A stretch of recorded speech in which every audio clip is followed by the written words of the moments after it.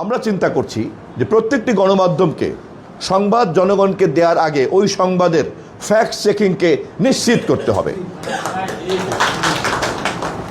সেটা যে ধরনের গণমাধ্যমে হোক না কেন, ফ্যাক্ট চেকিংয়ের শর্ত পূরণ করা ছাড়া কোনো সংবাদ যদি বাইরে প্রচারিত হয় তাহলে ওই সংবাদ প্রকাশকারী সংশ্লিষ্ট সকলকেই আমরা আইনের আওতায় আনতে পারবো। কারণ আমি আগে যেটা বললাম, অপতথ্য ছড়ানোর যে ঝুঁকি, তো সেটা মোকাবেলা করার জন্য ফ্যাক্ট চেকিংয়ের এই শর্তটাকে আমরা জুড়ে দিব গণমাধ্যমের দায়িত্বশীলতাকে নিশ্চিত করার জন্য।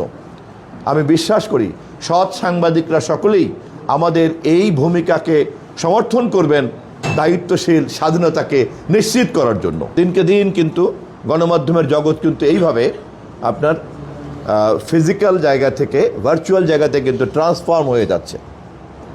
তো ভার্চুয়াল জায়গাতে যখন এই ধরনের জার্নালিজমের প্র্যাকটিসটা শুরু হয়ে গিয়েছে তখন কিন্তু এটা একটা নতুন ক্যাপাসিটির প্রশ্ন দেখা দিয়েছে।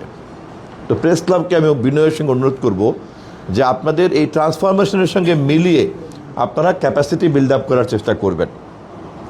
তা নাহলে সাংবাদিকতার যে নতুন সংজ্ঞা পৃথিবীতে এখন শুরু হয়েছে এবং এটা যেভাবে বিকশিত হবে সেখানে কিন্তু দেখা যাবে যে পুরনো সাংবাদিকদের যে কাঠামো, ধারণা, চিন্তা এবং ক্যাপাসিটি ওটা কিন্তু ইররিলেভেন্ট হয়ে যাবে, অপ্রাসঙ্গিক হয়ে যাবে, অপ্রয়োজনীয় হয়ে যাবে, অচল হয়ে যাবে। বড় বড় দুইটা চ্যালেঞ্জ। একটা চ্যালেঞ্জ হচ্ছে পুরনো, সেটা হচ্ছে অবাধ তথ্য প্রবাহের ক্ষেত্রে সরকারের পক্ষ থেকে বাধা। ফ্যাসিবাদ যখন ছিল তখন স্বাভাবিকভাবেই সে তথ্য প্রবাহটাকে তার মতো করে সে নিয়ন্ত্রণ করতে চাইতো। সারা পৃথিবীতেই ফ্যাসিবাদ তাই করে। আমরা জনগণের ভোটে নির্বাচিত সরকার, আমরা বুঝি যে গণতন্ত্র প্রতিষ্ঠা করতে চাইলে গণমাধ্যমের স্বাধীনতাকে নিশ্চিত করতে হবে।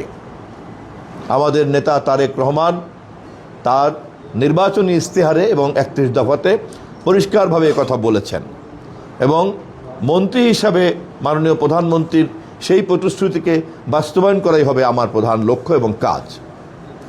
আবার একই সঙ্গে মানুষকে অপতথ্যের হাত থেকে রক্ষা করে সুরক্ষা দেওয়ার দায়িত্ব কিন্তু আমাদের। স্বাধীনতা আছে বলেই ফেসবুকে যে কেউ অশ্লীল কথা তো বলতে পারে না। স্বাধীনতা আছে বলেই কিন্তু ফেসবুকে কেউ অথবা সোশ্যাল মিডিয়ার যে কোনো প্ল্যাটফর্মে যে কোনো জনপ্রিয় পত্রিকার লোগোকে নকল করে অথবা আর্টিফিশিয়াল ইন্টেলিজেন্সকে দিয়ে কারো চেহারা দিয়ে মিথ্যা তথ্য ছড়ানোর এই ক্ষমতাটা দিতে পারি না। অতএব তার মানে হচ্ছে যে স্বাধীনতাকে আমি যদি একটা দায়িত্বের সীমানার মধ্যে আমি যদি না আটকাই তাহলে স্বাধীনতার নামে একটা নৈরাজ্য তৈরি হবে। অপতথ্য এবং বিকৃত তথ্যের মাধ্যমে সমাজ, রাষ্ট্র, রাজনীতি ধ্বংস তো হবেই, এমনকি নানান রকম বিশৃঙ্খলাও তৈরি হতে পারে।